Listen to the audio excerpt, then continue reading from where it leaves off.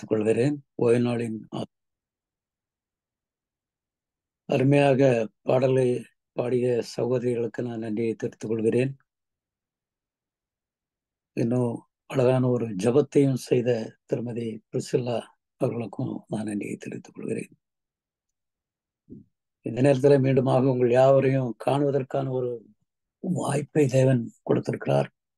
தேவனுக்கு நான் நன்றியை தெரிவித்துக் கொள்கிறேன்.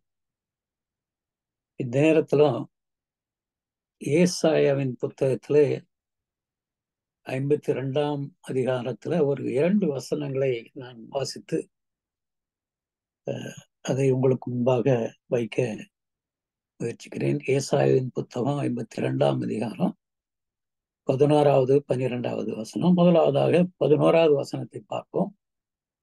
அங்கே சொல்லுகிறது, புறப்படுங்கள் புறப்படுங்கள், அவ்விடம் விட்டு போங்கள், அசுத்தமானதை தொடாதிருங்கள், கர்த்தருடைய பாத்திரங்களை சுமக்கிறவர்களே, அதன் நடுவில் புறப்பட்டு உங்களை சுத்திகரியுங்கள். இந்த வசனத்தை நாம் வாசித்தோமானால் அங்கே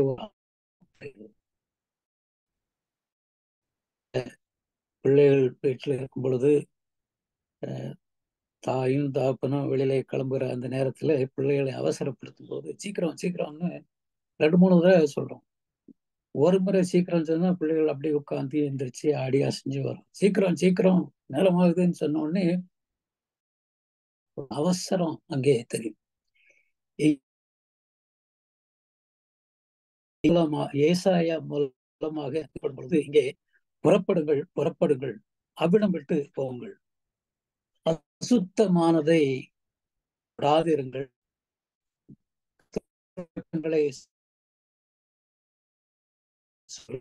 புறப்பட்டு இங்கே இந்த ஏசாயா தீர்க்கதரிசி, நமக்கு தெரிந்த தீர்க்கதரிசி, அவரை அங்கே சொல்லப்படுகிறார். இங்கே முழுமையாக அந்த 52ஆம் அதிகாரத்தை நான் வாசித்தோமானால் அஞ்ஞான ஒரு நாடு, அங்கே பாபிலோனியர்கள் மத்தியிலே அந்நீராக வாழ்ந்த ஜனம். இந்த ஜனத்தை ஆண்டவர் அங்கே நிரந்தரமாக வைப்பதில்லை, அவர்களை சீக்கிரமாக அழைத்து வரப்போகிறார். ஏசாயா சொல்லுகிற அந்த காரியம் முதலில் சொன்னா அவர்களை 39ஆம் அதிகாரத்திலையும் 40ஆம் அதிகாரத்திலும் பார்த்தா கொஞ்சம் வித்தியாசம் இருக்கும். முதலிலே சொல்லும் பொழுது அவன் சொல்கிறான், உங்களை அவன் அடிமையாக கொண்டு போவான். அடுத்ததாக சொல்லும் பொழுது ஆண்டவர் உங்களை அழைத்து திரும்பவும் அழைத்து வருவார். அந்த திரும்பவும் அழைத்து வருவார் என்று சொல்லுகிற அந்த நேரத்திலே அவன் அங்கே புறப்பட வேண்டிய ஜனங்கள், இஸ்ரவேல் ஜனங்கள், யூத ஜனங்கள், நீங்கள் தேவனுடைய பாத்திரங்களை சுமக்கிறவர்கள், தேவனுடைய பாத்திரங்களை சுமக்கிறவர்கள் என்று சொன்னால் தேவனுடைய வார்த்தைகளை சுமக்கிறவர்கள், தேவனுடைய கற்பனைகளின்படி நடக்கிறவர்கள், தேவனுடைய வார்த்தைக்கு பிசகாமல் நடக்கக்கூடிய ஜனம். ஏனென்று அவர்கள் தெரிந்தெடுக்கப்பட்ட ஜனம், ஆண்டவரால் விசேஷித்த பாக்கியமுள்ள ஜனம் என்று சொல்லப்பட்ட அந்த ஜனம் என்றைக்குமே அடிமைத்தனத்தில் இருப்பதில்லை, என்றைக்குமே அவர்களை அடிமையாக அந்த ராஜாக்கள் வைப்பதில்லை. ஒரு நேரம் வரும், ஒரு காலம் வரும், அவர்கள் அடிமைத்தனத்திலிருந்து விடுதலை செய்யப்படுவார்கள். அப்படி சொல்லும் பொழுதுதான் அங்கே அவன் சொல்கிற எச்சரிப்பாக சொல்கிறார், நீங்கள் புறப்படுங்கள் புறப்படுங்கள், அவ்விடம் விட்டு போங்கள். அவன் சொல்லும் பொழுது அசுத்தமானதை தொடாதே, நீ அந்த பாபிலோனை விட்டு வெளியேறி உன்னை நீ சுத்திகரித்துக்கொள். நீ பாபிலோனிலே இருந்தால் நீ பாவியாத்தான் இருப்ப. அந்த பாபிலோனை விட்டு நீ வெளியில வந்து உன்னை சுத்திகரித்துக்கொள் என்று அந்த 11ஆம் வசனத்துல சொல்கிறான். இன்னும் அந்த 12ஆம் வசனத்துல, ஏசாயா 52ஆம் அதிகாரம் 12ஆம் வசனத்திலே நான் வாசித்தோமானால் அங்கே அவன் சொல்கிறான், நீங்கள் தீவிரெடுத்து புறப்படுவதில்லை, நீங்கள் ஓடி போகிறவர்கள் போல ஓடி போவதும் இல்லை, கர்த்தர் உங்கள் முன்னே போவார், இஸ்ரவேல் தேவன் உங்கள் பிறகே உங்களை காக்கிறவராக இருப்பார். இங்கே அவர்களை புறப்படுங்கள் புறப்படுங்கள் என்று சொன்ன ஆண்டவர் அவசரத்தை சொல்லும் பொழுது அவர் சொல்கிறார், நீங்கள் ஓடி போகிறவர்கள் போல தப்பிச்சேன் பிழைச்சேன் கள்ளக்கானும் மண்ணக்கானும் ஓடி போக வேண்டாம். நீங்கள் ஓடி போகும்பொழுது சில சமயம் ஒரு சின்ன ஒரு நாய் குலைச்சா போதும், கல்லை காணும், துண்டை காணும், துணியை காணும்ட்டு ஓடுகிற கூட்டமாக தான் சில சமயம் இருப்பான். அவர் சொல்கிற, நீ அப்படி ஓடாதே, ஏனென்றால் உனக்கு முன்னே செல்கிறவர் தேவன், உனக்கு பின்னே இருப்பவரும் தேவன். அதனால நீ ஓடணும், நீ அதை விட்டு வெளியில தீவிரமாக வரணும். ஆனால் உன்னுடைய புறப்படுதல் கொஞ்சம் ஆயத்தத்தோடு இருக்கணும். எப்படி? நீ பயந்து நடுங்கி ஓடி போக வேண்டாம். ஏனென்றால் கர்த்தர் உன் முன்னே போவார், கர்த்தர் உன் பின்னே வருகிறார் என்று சொல்கிறார். இந்த வசனத்திலிருந்து, இந்த 2 வசனங்களிலிருந்து நாம் அறிந்து கொள்ள வேண்டிய ஒரு காரியம் என்ன? ஆண்டவர் கொடுக்கிற அழைப்பு என்றைக்குமே கொஞ்சம் அவசரமான அழைப்பு தான். அந்த தேவ ஆலோசனையோடு கொடுக்கக்கூடிய ஒரு அழைப்புல, அது அந்த பாபிலோனில் வாழ்ந்த ஜனங்களுக்கு மாத்திரமல்ல, இன்றைக்கு இந்த உலகமே ஒரு பாபிலோனாக காணப்படும். இந்த பாபிலோன் என்ற நகரமாகிய இந்த உலகத்திலே வாழ்கிற நமக்கும் ஆண்டவர் ஒரு எச்சரிப்பின் செய்தி என்ன? உன்னை இந்த அடிமைத்தனத்திலே நான் எப்பொன்றைக்கும் வைப்பதில்லை, உனக்கு நான் விடுதலை கொடுக்க சித்தமாக இருக்கிறேன். நீ இந்த பாபிலோனை விட்டு நீ வெளியிலே வா, நீ வெளியில வந்து உன்னை சுத்திகரித்து கொள்ள வேண்டும் என்று சொல்கிறார். அப்படி சொல்லும் பொழுது அந்த 52ஆம் அதிகாரம் 5ஆம் வசனத்திலே அவர் சொல்லும் பொழுது, நீ வாழுகிற இடம் அல்லது இந்த உலகம் எப்படிப்பட்டதாக இருக்கிறது என்று அவர் சொல்லும் பொழுது அவர் சொல்லுகிறார். ஏசாயின் புத்தகம் 52ஆம் அதிகாரம் 5ஆம் வசனத்திலே சொல்லும் பொழுது, இப்பொழுது எனக்கு இங்கே என்ன இருக்கிறது? என் ஜனங்கள் விருதாவாய் கொண்டு போகப்பட்டார்கள். அதாவது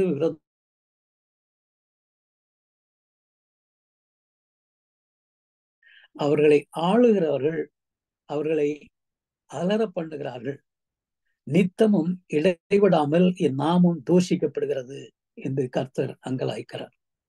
அந்த அங்கலாய்ப்பின் ஒரு உச்ச கட்டம் தான், நீ புறப்படு, நீ புறப்படு, நீ வெளியிலே வா, நீ சுதாரித்து கொண்டு நீ ஓடு என்று சொல்கிறார். இந்த இந்த இந்த அழைப்பிற்கும் இன்னொரு தீர்க்கதரிசி, அவர் எசேக்கியேல் தீர்க்கதரிசி. ஏசாயா தீர்க்கதரிசியை அவர்கள் அடிமையாக கொண்டு போகவில்லை, அதற்கு முன்பாக அவர் மரித்து போகிறார்.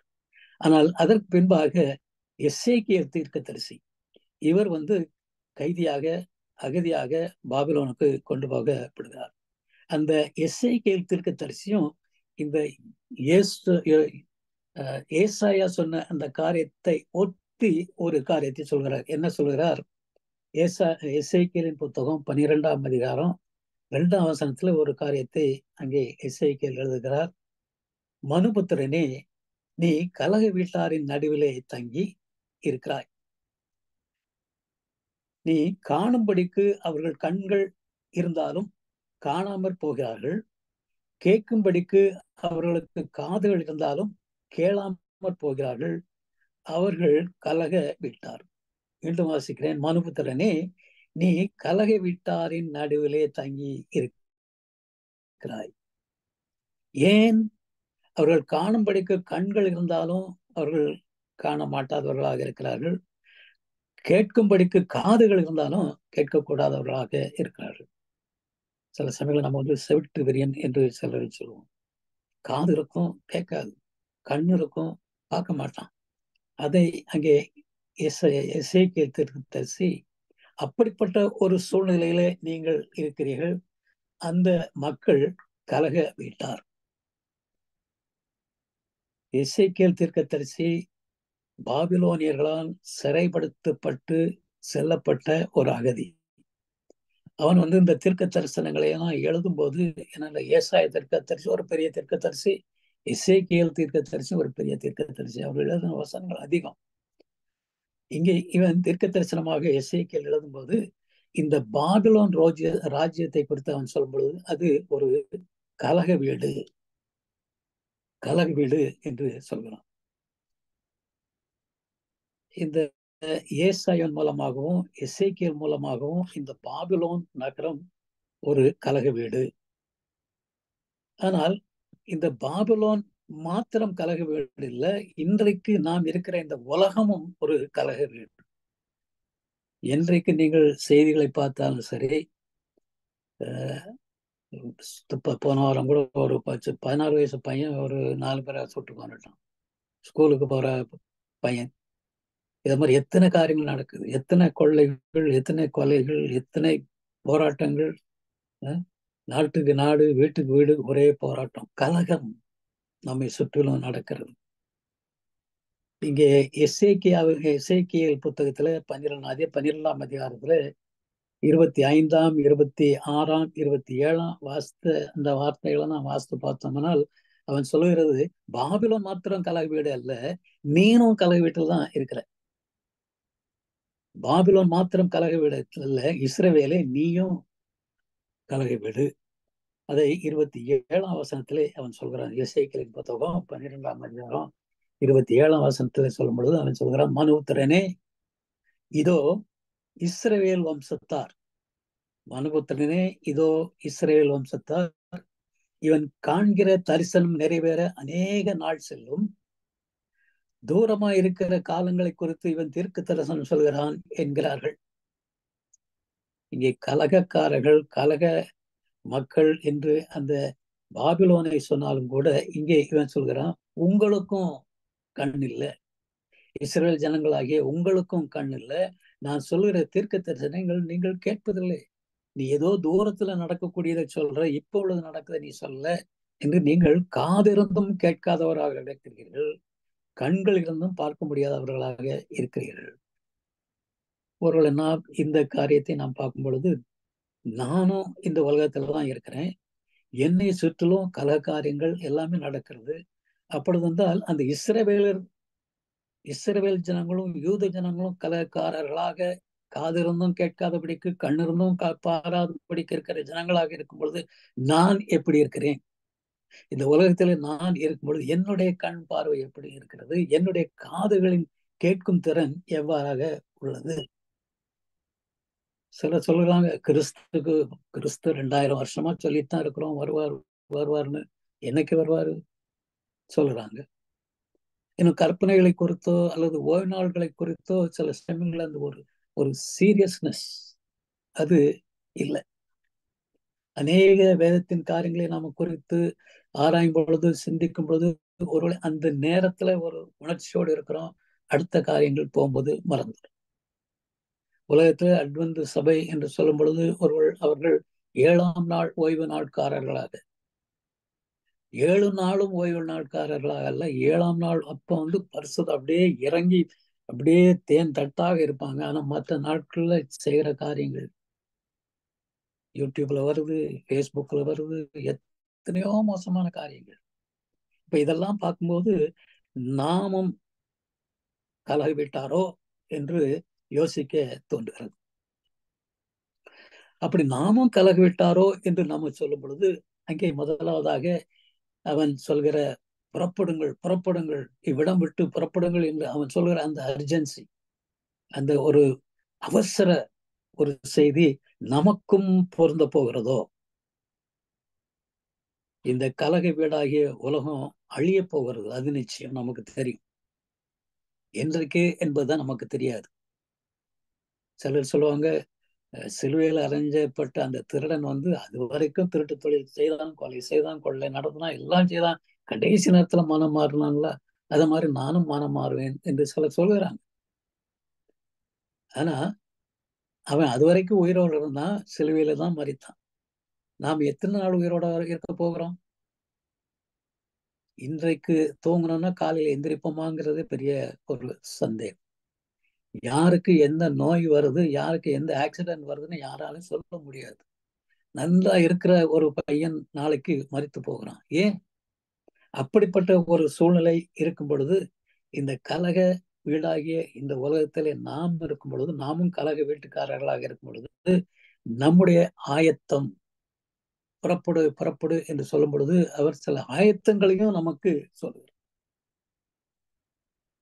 ஒரு ஊருக்கு நம்ம போனோம் அப்படின்னா பெட்டி படுக்கை எல்லாம் எடுக்கிறோம். சில சமயங்கள்ல தேவையில்லாத காரியங்களை கூட நம்ம பெட்டிக்குள்ள தூக்கி வச்சுட்டு போறோம்.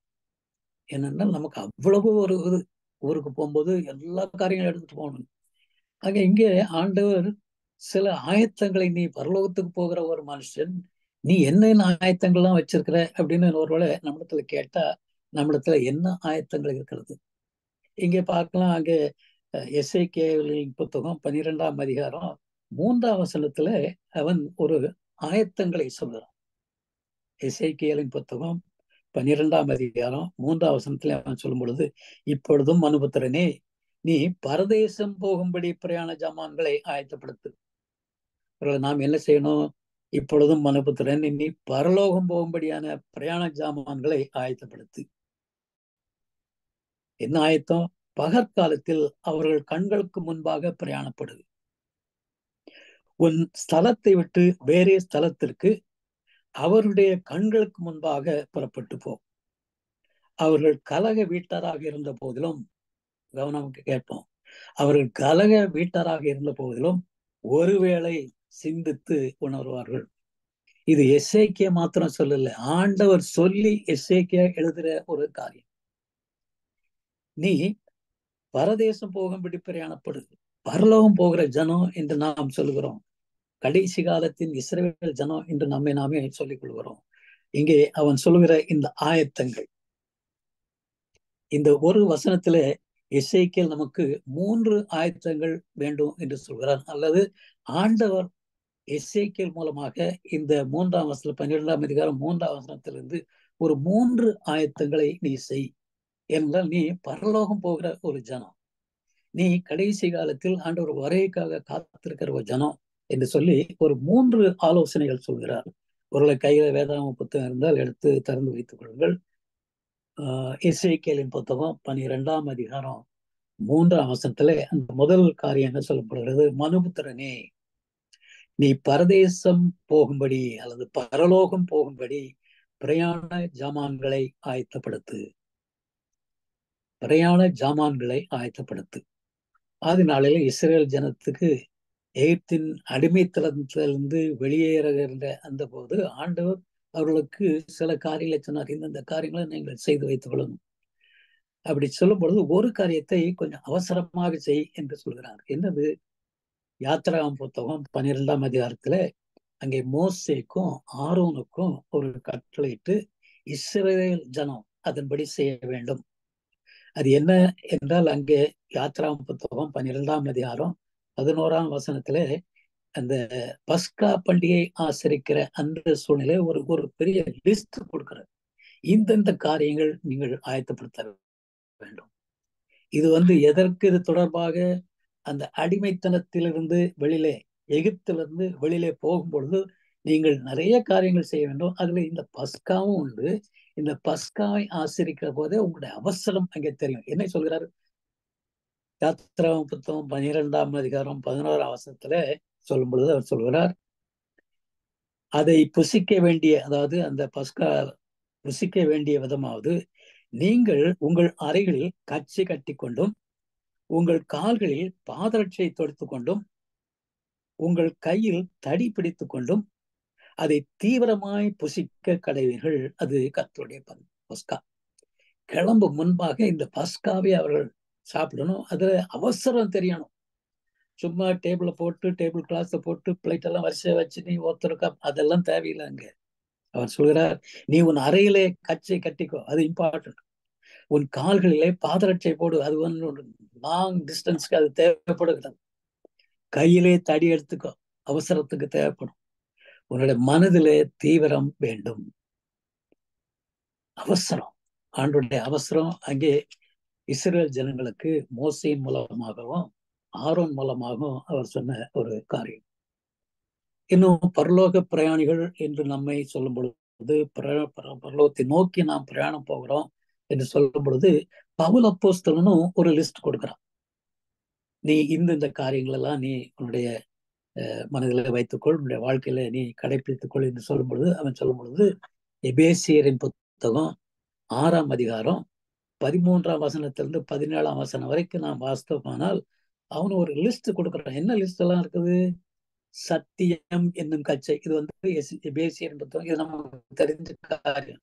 எபேசியரின் புத்தகம் 6ஆம் அதிகாரம் 13-17 வரைக்குள்ள அந்த காரியத்துல சத்தியம் என்னும் கச்சை, நீதி என்னும் அர்க்கவசம், ஆயத்தம் என்னும் பாதரட்சை, விசுவாசம் என்னும் கேடகம், ரட்சண்யம் என்னும் ஹெல்மெட் தலை கவசம், இன்னும் தேவ வசனம் என்ற கருக்குள்ள பட்டயம். இதெல்லாம் நீ கையில வச்சுக்கப்பா.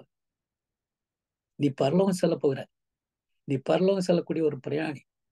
நீ ஏதோ நான் செவன்த் டே அட்வென்டிஸ்ட், சனிக்கிழமை கோயிலுக்கு போனா போதும், காணிக்கை போட்டா போதும், பைபிள் வாசித்தா போதும், பாட்டு படிச்சா போதும் நீங்க நினைக்க வேண்டாம். நீ பரலோகத்துக்கு போகக்கூடிய ஒரு பிரயாணி. உன்னிடத்துல இந்த ஜாமான்கள்லாம் இருக்கிறதா என்று நீ கவனித்துக்கொள்.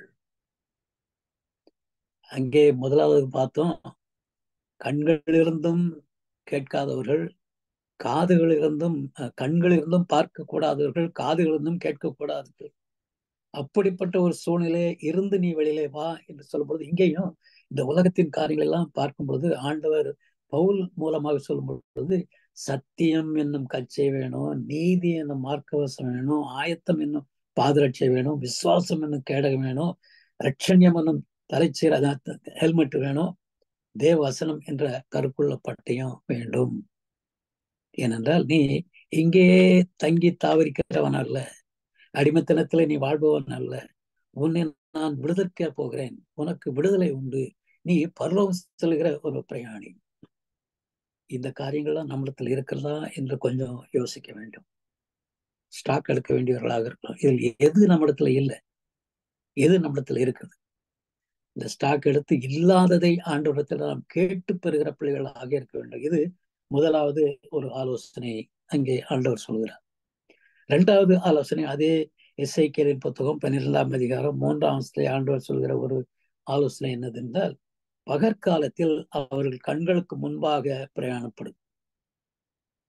பகற்காலத்தில் அவர்கள் கண்களுக்கு முன்பாக நீ பிரயாணப்பட வேண்டும். அங்கே யோவாவின் அந்த சரித்திரத்தை நாம் வாசித்து பார்த்தோமானால் ஆண்டவர் சொல்கிறார், நீ பேழையை கட்டு. ஆண்டவர் நீ பேழையை உண்டாக்கு அப்படி மாத்திரம் சொன்னார், அளவுகளையும் கொடுத்தார். இவன் பிள்ளைகளையும் எல்லாரையும் கூட்டிட்டு காட்டுக்குள்ள போயிட்டு அவன் பேழையை கட்டல. ஏன்னா அங்க ஈஸியா மரம் கிடைக்கும், வெட்டி உடனே பெரிய பேழையை கட்டலாம் இல்ல. அத்தனை பேருக்கு முன்பாகத்தான் அந்த காரியங்களை கட்டலாம். ஒருவேளை எத்தனையோ பேர் போய் அவர்களிடத்துல, எப்பா இது என்ன கட்டுறீங்க, பெரிய இதா காட்டுறதுன்னு கேட்கும்போது அவங்க நிச்சயம் காரியங்களை செய்திருப்பார்கள். அவர்கள் கண்களுக்கு முன்பாக அவன் பெரிய பேழையை அவன் செய்கிறான். உலகத்தார் காணும்படியாக அவர்கள் கண்களுக்கு முன்பாக நம்முடைய ஆயத்தம் இருக்க வேண்டும் என்று அங்கே சொல்லப்படுகிறது. நம்மை சுற்றி உள்ள மக்கள் நம்முடைய ஆயத்தங்களை காண வேண்டும். நோவா பெரிய பிழை செய்தான், ஆனால் அவன் வேலையை செய்யும் பொழுது அத்தனை பேரும் பார்த்தார்கள். இங்கே நமது வாழ்க்கை மற்றவர்கள் பார்க்கும் பொழுது அவர்கள் கண்களுக்கு முன்பாக நம்முடைய வாழ்க்கை எவ்விதமாக இருக்கிறது. நோவாவின் அவங்க ஒற்றுமையா, நோவா தகப்பன் சொல்றது உடனே பிள்ளைகள் கேட்கிறது, அந்த மனைவிமார் கேட்கறது, எல்லாம் கரெக்டா செய்து அந்த பிள்ளை உருவாக்கி வரும்போது சுத்தி இருந்த மக்கள் பார்த்து பார்த்து கேள்விகள் கேட்டு கேட்டு தெரிந்தும் அவங்க கேட்டிருப்பாங்க, எதுக்காக நீ செய்யற, யார் உங்களை செய்ய சொன்னா, எங்கிட்ட எல்லாம் சொல்லலையே, உங்கள்கிட்ட யார் சொன்ன? அவன் நிச்சயம் சொல்லியிருப்பான். நோவாவும் பிள்ளைகளும் சொல்லியிருப்பாங்க, இது எங்களுடைய தேவன் சொன்னார், கர்த்தர் சொன்னார், உலகத்தை படைத்த தேவன் சொன்னார், பெரிய வெள்ளம் வரப்போகிறது, சாட்சியாக அவங்களுக்கு முன்பாக நடத்தும். நம்முடைய வாழ்க்கை மற்றவர்களுக்கு முன்பாக எப்படி இருக்கிறது? நம்முடைய உணவு வழக்கங்கள் எவ்விதமாக இருக்கிறது? நம்முடைய ஓய்வு நாள் ஆசிரிப்பு எவ்விதமாக இருக்கிறது? நம்முடைய சுகாதார பழக்கங்கள் மற்றவர்கள் முன்பாக எவ்விதமாக இருக்கிறது? நம்முடைய ஆலய அனுபவங்கள் மற்றவருடைய பார்வையில எவ்விதமாக இருக்கிறது? நம்முடைய விசுவாச ஜெப வாழ்க்கை மற்றவர்களுக்கு முன்பாக எவ்விதம் காணப்படுகிறது? இவைகளை எல்லாம் நாம ஒழித்து மறைத்து செய்யாதபடிக்கு ஆண்டவர் சொல்லும் விதமாக, உலகத்தார் மற்றவர் அறிந்து கொள்ளும் விதமாக இருக்க வேண்டும். நம்ம பார்த்துடன் டிஃபரெண்ட் ஆட்கள்.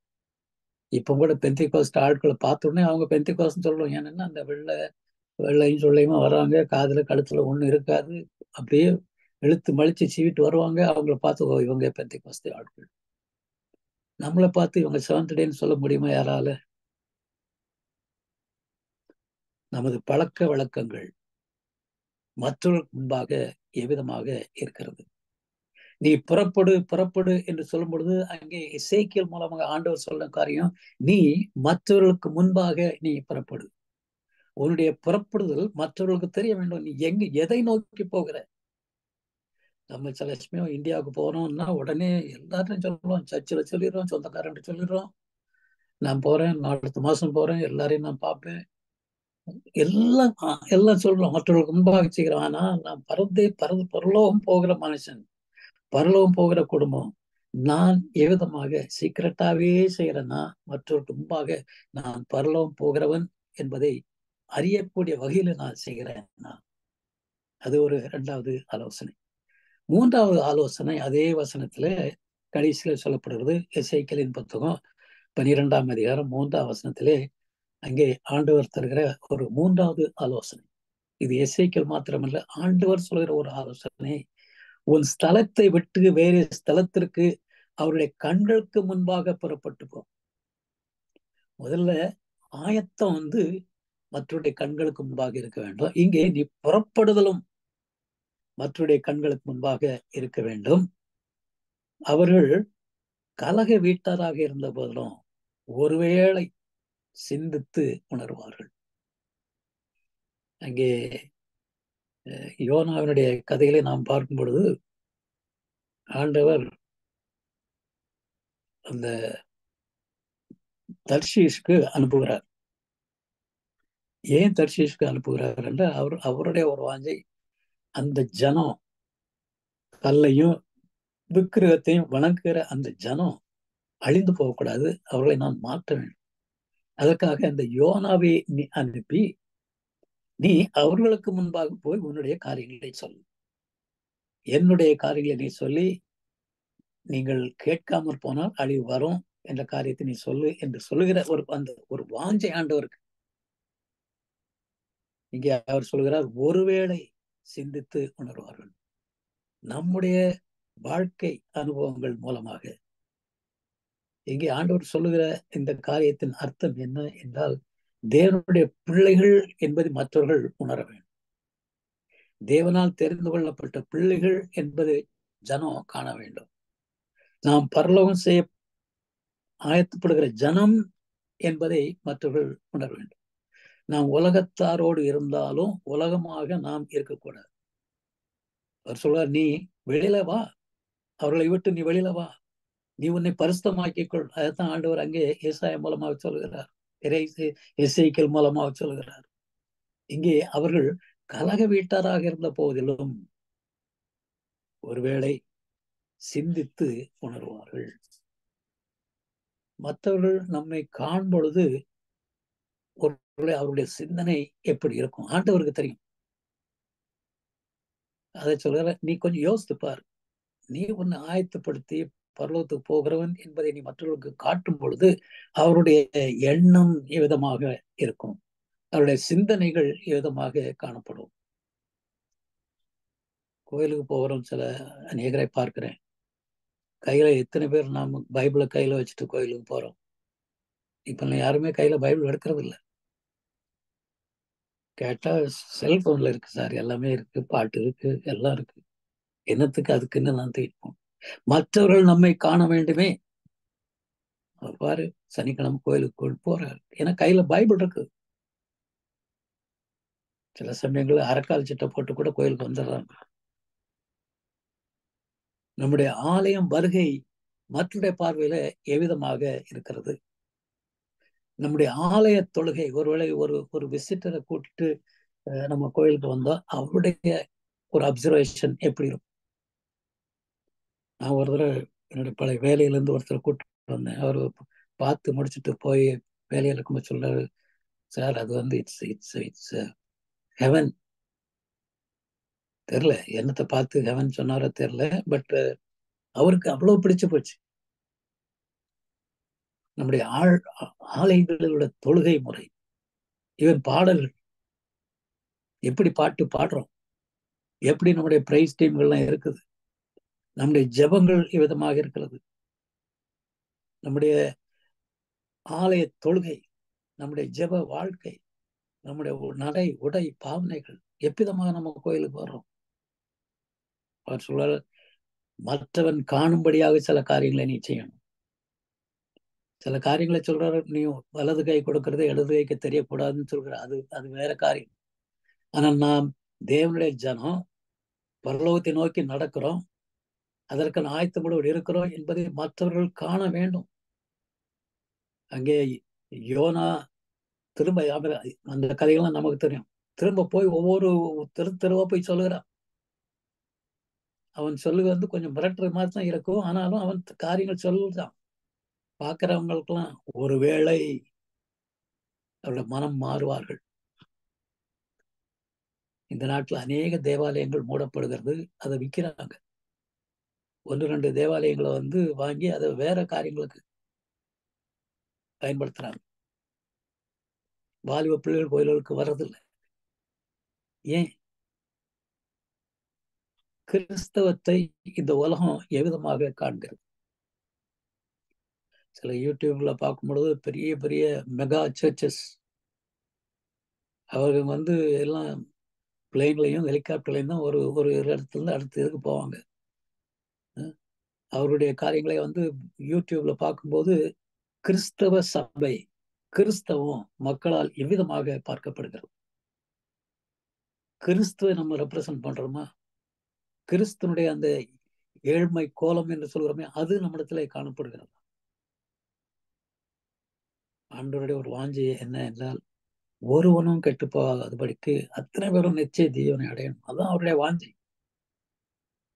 அஞ்ஞானம் துன்மார்க்கம் நிறைந்த அந்த நாட்டுக்கு எதுக்காக யோனாவை ஆண்டவர் அனுப்பினார்? உலகத்தையே அழிக்கக்கூடிய அந்த தெய்வம் எதற்காக நோவாவை ஒரு பெரிய பேழையை உண்டாக்க சொன்னார்? அட்லீஸ்ட் கொஞ்சம் பேராது வருவான், கொஞ்சம் பேராது வரும்.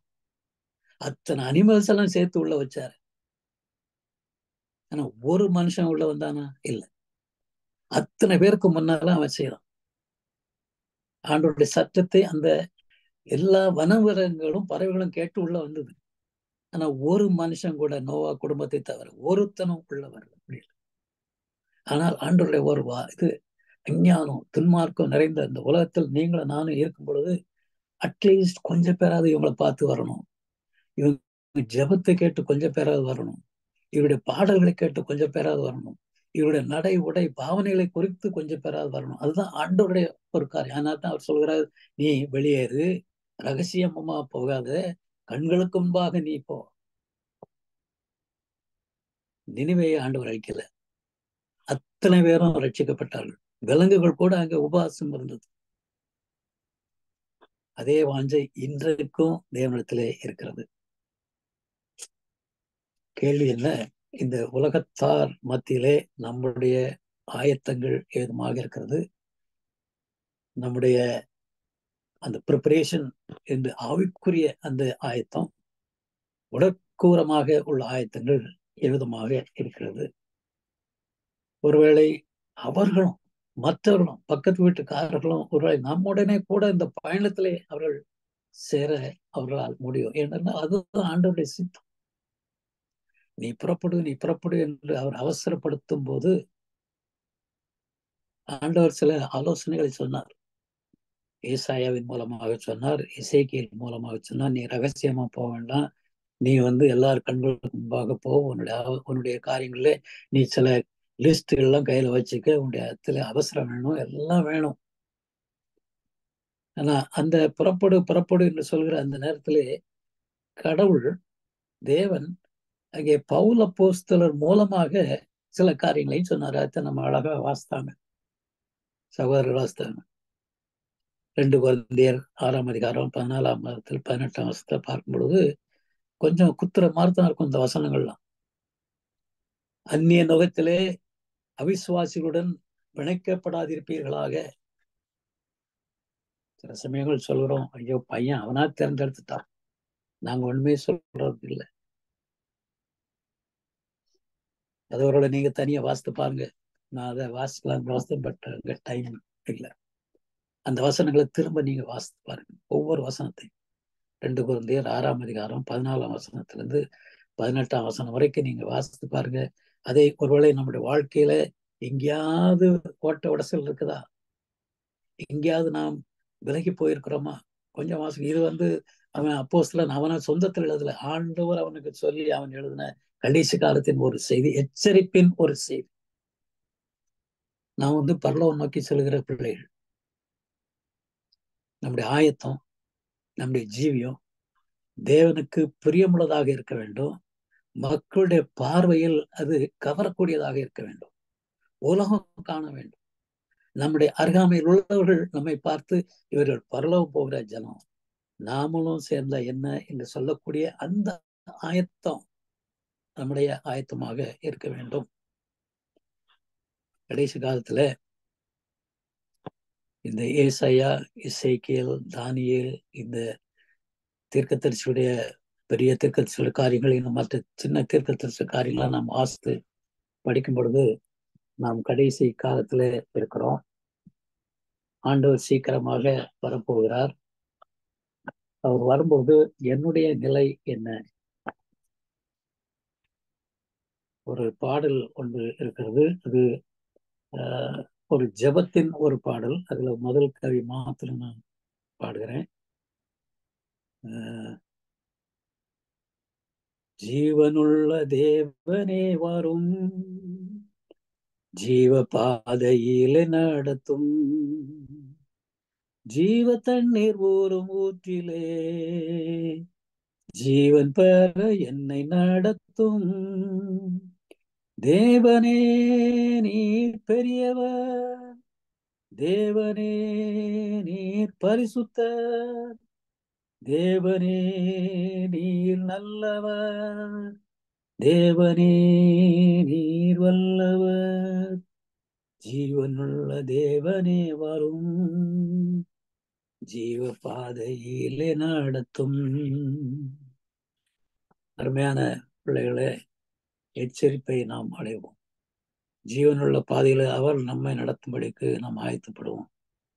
அவருடைய வருகை இன்றைக்கோ நாளைக்கோ நாளை கழித்தோம். ஆனால் நம்முடைய வாழ்க்கை இப்பொழுதோ எப்பொழுதோ சொல்ல முடியாது. அதற்கு முன்பாக இங்கே ஆத்திரத்தின் ஒரு அவசரத்தின் செய்தி, புறப்படுங்கள், புறப்படுங்கள், இவ்விடம் விட்டு நீங்கள் புறப்படுங்கள். தேவனுடைய வருகைக்காக காத்திருப்போம், ஆயத்தப்படுவோம், ஆயத்தம் செய்வோம். தேவன் நம்மை ஆசீர்வதிப்பாராக. ஆமேன்.